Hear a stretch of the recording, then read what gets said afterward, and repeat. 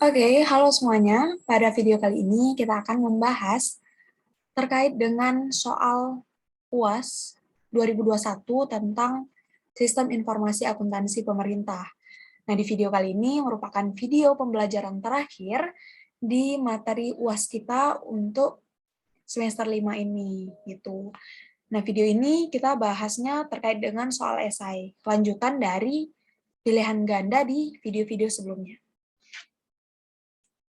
Nah, sebagai refresh aja nih, jadi di periode UAS ini kita udah belajar dari modul penerimaan sampai dengan modul terakhir itu modul apa ya? Modul GLP, General Ledger dan pelaporan.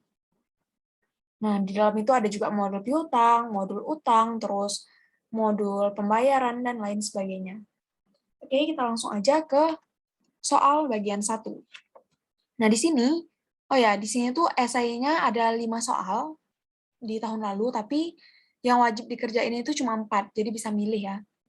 Nah, masing-masing soal itu bobotnya ada 12,5. Oke, soal nomor 1, sistem informasi yang digunakan dalam penata usahaan penerimaan negara di negara Indonesia adalah modul penerimaan negara, atau kita sebut juga MPN, gitu kan.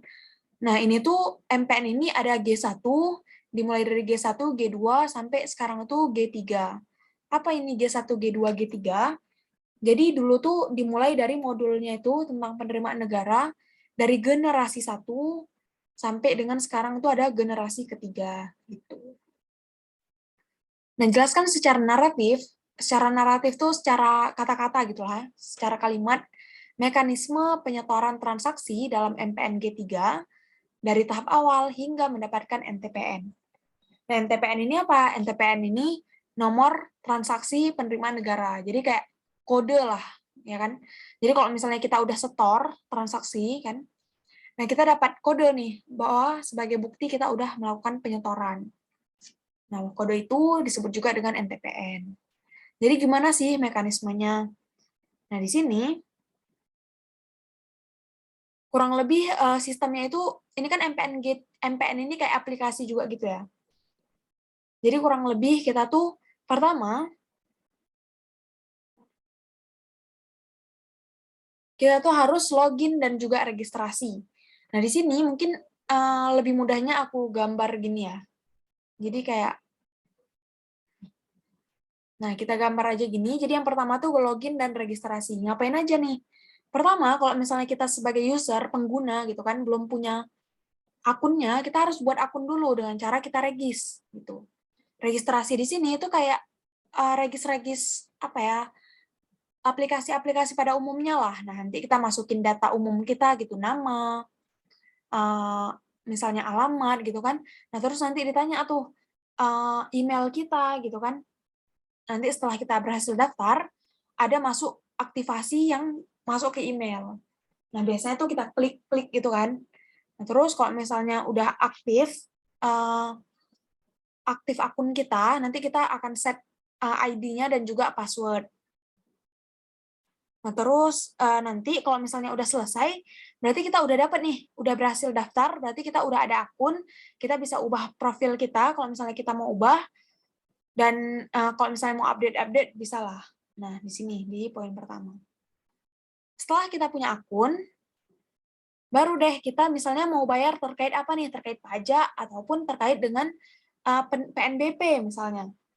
Nah, di situ kita buat tagihan dulu. Nah, di sini billing perbendaharaan ini punya 2 jenis setoran, yaitu terkait dengan dana PFK dan juga dana non-PFK. Gitu.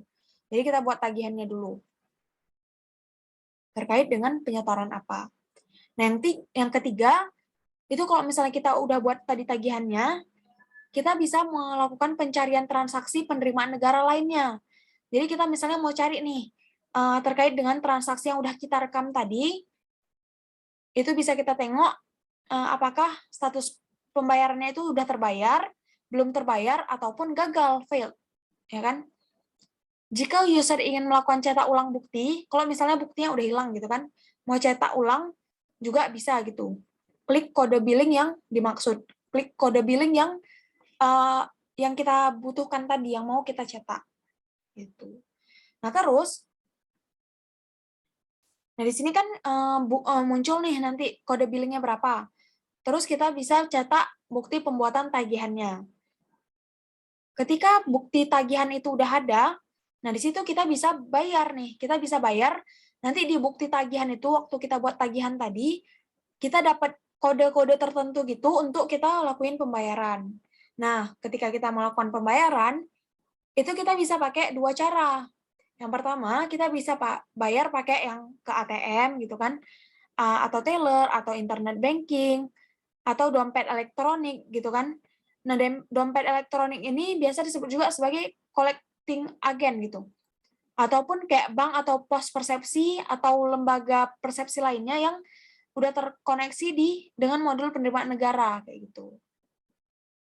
Jadi kayak yang nerima kayak bank juga, yang nerima penerimaan negaranya lah. Atau metode kedua itu si user atau pengguna atau kita gitu yang mau bayar itu bisa pakai fitur yang ada di portal penerimaan negara itu, baik SSO, MPN G3. Jadi kita bisa pilih bank apa yang mau kita jadikan collecting agent sebagai yang tempat pembayarannya gitulah. Saat ini fasilitas yang udah ada di MPN G3 generasi ketiga itu ada BRI, BNI dan juga Bank Mandiri gitu teman-teman. Nah, kalau misalnya udah bayar nih, nah barulah terakhir adanya bukti penerimaan negara atau nanti disebut juga sebagai NTPN tadi. Gitu. Kalau misalnya udah dibayar. Gitu dia tadi terkait dengan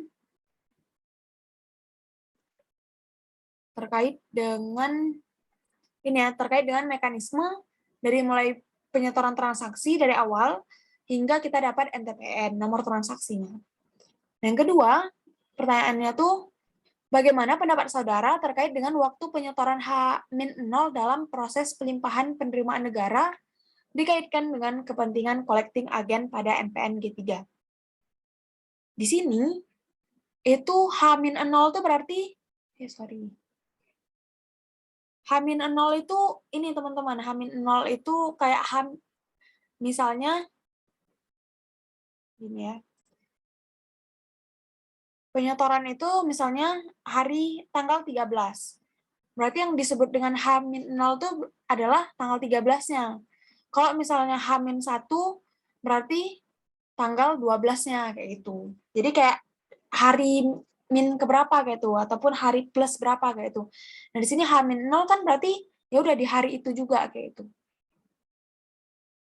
Nah, di sini ini kan pelimpahan dan pelaporan. Kita kan tadi udah tahu nih.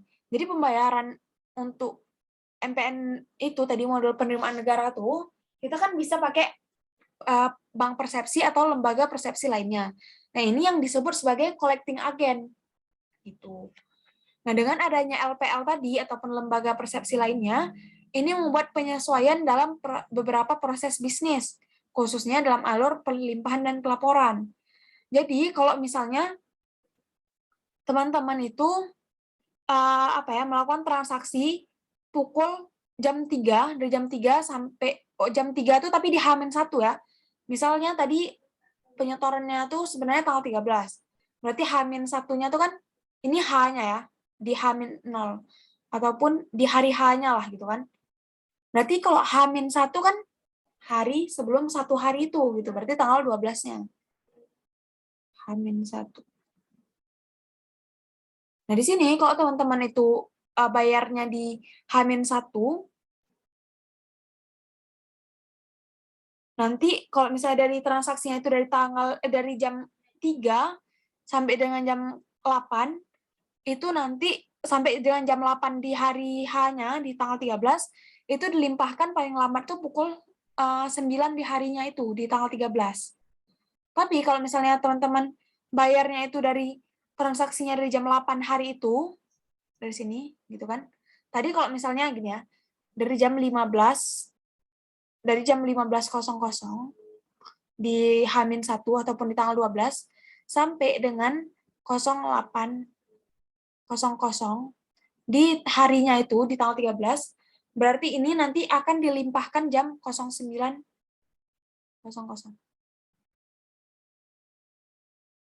Tapi kalau misalnya teman-teman transaksinya itu dari 0800 di hari H-nya sampai dengan 1500 di hari H, di hari tersebut artinya hari H ya. Nah, nanti di sini tuh akan dilimpahkannya ke di hari yang sama tapi jam 16.30 gitu.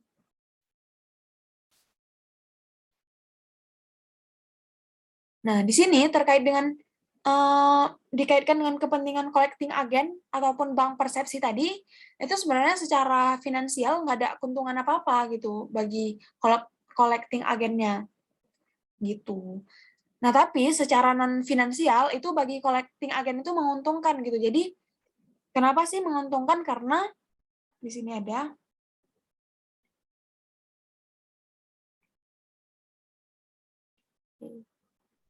karena ini keuntungan finansialnya itu berupa jaminan kelengkapan layanan bagi para nasabah atau penggunanya gitu. Oke, next. Kita ke soal nomor 2. Di soal bagian 2 ini terkait dengan modul aset tetap. Yang mana Satker ABC meminjam sebuah gedung dan bangunan dari Satker XYZ. Nah, Satker ABC dan XYZ ini merupakan satker yang berada di bawah suatu kementerian yang sama, gitu kan. Misalnya di bawah Kemenq. Nah, terus peminjaman gedung dan bangunan tadi dari Satker ABC ke XYZ itu udah ada berita acaranya. Nah, Satker XYZ melakukan belanja dalam membangun ruangan yang ada di gedung dan bangunan tersebut menjadi bisa difungsikan. Jadi kan tadi si ABC, si A aja kita bilang, minjem gedung ke Z. Nah, waktu selama minjem itu udah ada berita acaranya. Terus si A ini selama dia pinjam, dia bangun suatu ruangan yang bisa dimanfaatkan lah untuk kegiatan operasional. Gitu kan, biayanya itu sebesar 300 juta. Nah, proses penyerahan hasil pekerjaan tersebut dilakukan dengan berita acara juga, dan berita acara pekerjaan, penyelesaian pekerjaan, dan berita acara serah terima. Waktu diserah terimakan, gitu kan. Akhirnya waktu udah jadi, gitu artinya. Nah, atas belanja tadi, itu lantai yang awalnya belum keramik, sekarang udah jadi keramik. Nah, pada akhir tahun, aset yang tadi dihasilkan udah dikembaliin gitu. Diserahkan kepada Satker pemilik gedung dan bangunan. Dikembaliin ke si XYZ. Yang ditanya, modul apa aja nih yang terkait dengan ilustrasi tersebut dan uraikan kejadiannya. Oke. Nah, jadi kalau misalnya teman-teman tahu juga, di modul di modul dari awal gitu kan Sakti itu dia tuh kan saling berhubungan ya semua modulnya. Jadi bisa kita lihat di sini. Nah, kita bisa lihat modul-modul yang ada di Sakti itu saling berhubungan satu sama lain. Baik, misalnya dulu kita sebelum UTS tuh pernah belajar modul komitmen, terus modul pembayaran. Nah, ini tuh kan saling berhubungan gitu. Jadi ditanya nih, apa aja modul yang terkait dengan ilustrasi ini tadi? Nah, di sini ada modul komitmen, modul aset tetap, dan juga modul GLP ataupun General Ledger dan pelaporan. Oh iya, ini soal bahas ini kan soalnya punya soal tahun lalu ya. Dan juga pembahasannya itu udah ada di Adirekta. Jadi teman-teman bisa buka bit.ly /Adirekta. Di situ nanti ada Sobas yang mana teman-teman bisa akses jawaban dan soal ini. Nah, oke. Terkait dengan modul komitmen, terkait dengan apa nih? Apa hubungannya dengan ilustrasi tadi? Nah, di sini, itu kan tadi pastinya waktu si Satker ABC ini mau bangun ruangan, dia tuh pasti harus harus ada informasi terkait dengan kebutuhan dana dan juga alokasi dana, gitu kan? Nah, jadi nanti di modul komitmen ini terkait dengan mencatat adanya berita acara ketika kita mau belanja yang terkait ruangan tadi, gitu, pembangunan ruangan tadi. Ini ditandai dengan apa? Adanya berita acara tadi terkait dengan penyelesaian dan juga berita acara serah terima. Selanjutnya di modul aset tetap. Di modul aset tetap, kita melakukan pencatatan terhadap peminjaman gedung oleh Satker XYZ-nya tadi. Kan tadi kita gedungnya minjem ya. Nah, jadi kita catat. Jadi kalau sesama kementerian itu kita nyatetnya nanti transfer masuk gitu. Nah, terus di modul aset tetap juga nanti berhubungan dengan ketika kita bangun ruangan, itu kan berarti nanti kan ada penambahan gitu kan asetnya. Nah, di situ juga dicatat. Yang terakhir itu modul GLP terkait dengan belanja-belanjanya. Jadi terkait dengan pencatatan belanjanya, general ledger-nya gitu kan. Nah, yang kedua ditanya terkait dengan spot ataupun di titik mana sih kita melakukan jurnalnya. Oke, nah di sini kita tinggal lihat aja nih. Yang pertama, ketika adanya berita acara serah terima tadi atau BEST, kita pastinya catat dulu nih aset yang belum diregister pada utang yang belum diterima tagihannya. Ini waktu kita mau bangun ruangan tadi loh. Jadi kan kita catat aset yang belum diregister pada utang yang belum diterima tagihannya. Kenapa yang belum diterima tagihannya? Karena belum dibayar gitu. Nah, yang kedua itu waktu jurnal registrasi. Oh ya, kalau ini tuh di modul komitmen ya. Nah, waktu jurnal registrasi, waktu asetnya itu udah didaftar, ataupun pendetailan, itu dicatat aset pada aset yang belum diregister. Sebesar 300 juta yang ini tadi biayanya. Nah, terus waktu kita ada penerbitan SPP atau SPM, baru kita buat utang yang belum diterima tagihannya pada belanja barang yang masih harus dibayar. Ini lebih ke materi aktom dulu sih sebenarnya. Nah, nanti waktu ada SP2D, baru kita nyatet belanja barang yang masih harus dibayar pada Dikel. Gitu. Nah, sebenarnya kalau lebih lengkapnya lagi, ini tuh yang nyatet ini, waktu adanya SP2D itu modul pembayaran, teman-teman.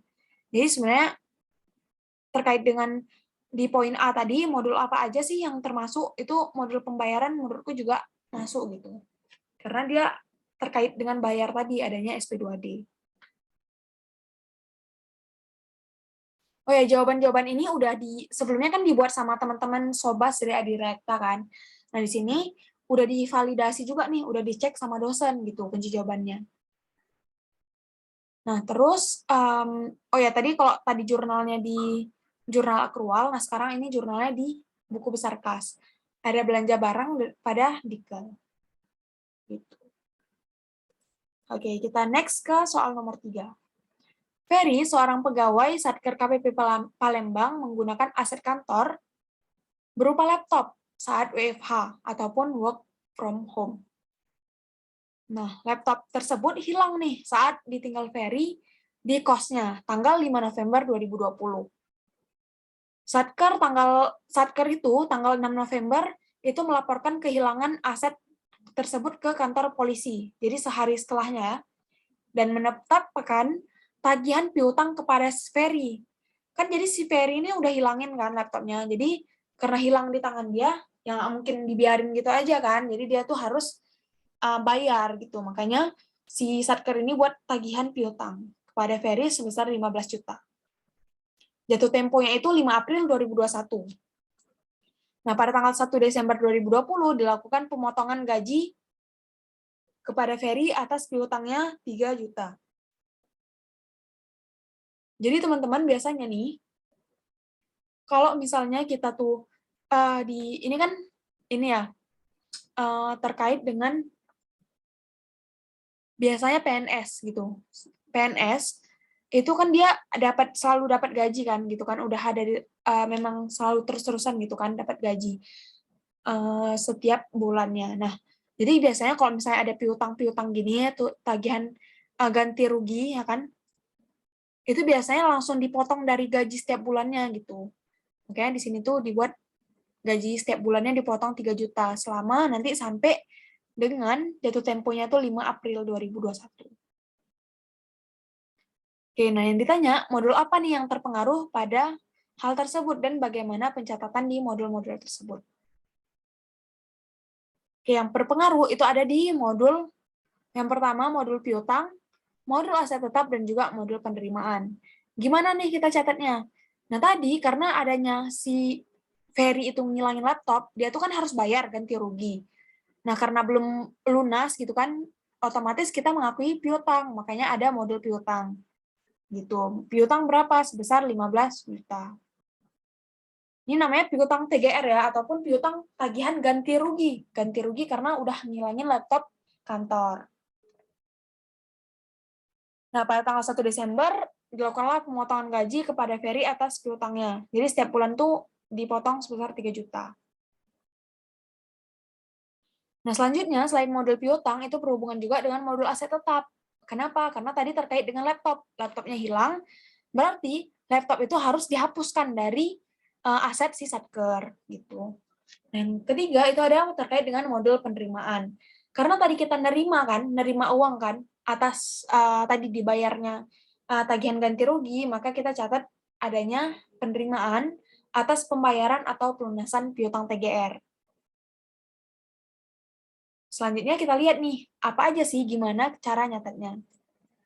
Pertama, waktu di modul piutang, kita akui piutang, itu kan dia secara akrual ya. Nah, piutang TGR pada pendapatan penyelesaian TGR sebesar 15 juta. Terus karena aset tadi laptop tadi hilang, maka kita harus hapus asetnya. Ataupun kita reklasifikasi ke aset lainnya. Jadi, beban pelapasan aset, akumulasi penyusutan, akumulasi ini kan biasanya di kredit kan, karena dihapus dia tuh ke debit. Terus pada aset lainnya. Nah, yang ketiga itu ketika pelunasan piutang. Nah, pelunasan piutang berarti ya udah, berarti kalau misalnya kita dapat uang, kita nyatetnya dedel, ini kayak akpom ya. Pada piutang TGR tadi. Piutangnya itu kan awalnya di debit terus di kredit kalau misalnya udah dihapus. Nah, kalau misalnya ketika dapat dedel tadi, ada dedel berarti kan dapat uang nih. Uangnya udah masuk. Nah, maka kita catat juga nih secara buku kasnya. Dedel pada pendapatan lain-lain. Nah, yang kedua, terkait dengan berapa sih penyisihan piutang per tanggal 31 Desember 2020. Jadi kalau teman-teman mau ingat lagi, itu di PPKN dulu kita pernah belajar terkait dengan piutang. Piutang ini ada terbagi kualitasnya. Wait, sebentar ya. Oh, bisa sih. Oh, ini. Piutang itu terbagi atas 4 macam, 4 jenis. Kualitasnya itu ada yang lancar, kurang lancar, diragukan, dan juga kualitas macet. Gimana sih cara mengklasifikasikan kualitasnya? Nah, kita lihat lagi nih. Nah, kualitas lancar itu yang dimaksud adalah kualitas apabila piutang itu tadi belum dilakukan pelunasan sampai dengan jatuh tempo. Kita lihat jatuh tempo itu di April 2021. Sedangkan ini kan kita mau buat penyisihan di 2020. Berarti kan belum jatuh tempo kan? Nih, belum dilakukan pelunasan sampai dengan tanggal jatuh tempo. Nah, berarti dia masih lancar. Nah, di sini berarti kita pakai yang kualitas lancar untuk penyisihan piutangnya. Kita lihat lagi nih, gimana cara kalau misalnya penyisihan pakai kualitas yang lancar. Penyisihan piutang tidak tertagih yang umum ditetapkan paling sedikit sebesar 5, ini 5 mil, 5 per mil artinya. Bukan persen, tapi 5 per mil. Kayak gini ya, 5. Kalau persen kan biasanya kayak gini kan. Nah, kalau per mil tuh ada satu titik lagi. Nah, kalau persen itu per 100, kalau per mil itu per 1000. Nah, ini tuh atas piutang yang memiliki kualitas lancar. Berarti dapat kita simpulin untuk piutang si Ferry tadi itu di penyisihan piutangnya itu pakai 5 per mil tadi ini. Oke, gimana sih perhitungannya?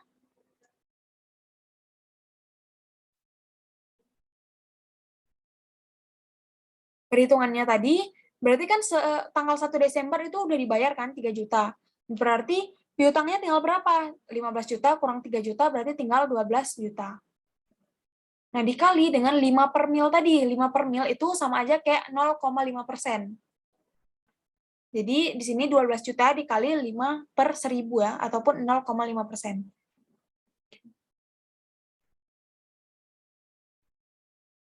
Mungkin bisa kita cari sama-sama 5 per 1000 dikali dengan 12 juta. 2, 3, 1, 2, 3. Nah, hasilnya 60.000 ya. Nih, 60.000. Makanya hasil penyisihan piutangnya itu 60.000. Jurnalnya apa? Beban penyisihan pada penyisihan piutang tertagih itu sebesar 60.000. Oke, selanjutnya untuk di video untuk soal nomor 4 dan 5 kita lanjut di next video. Iya.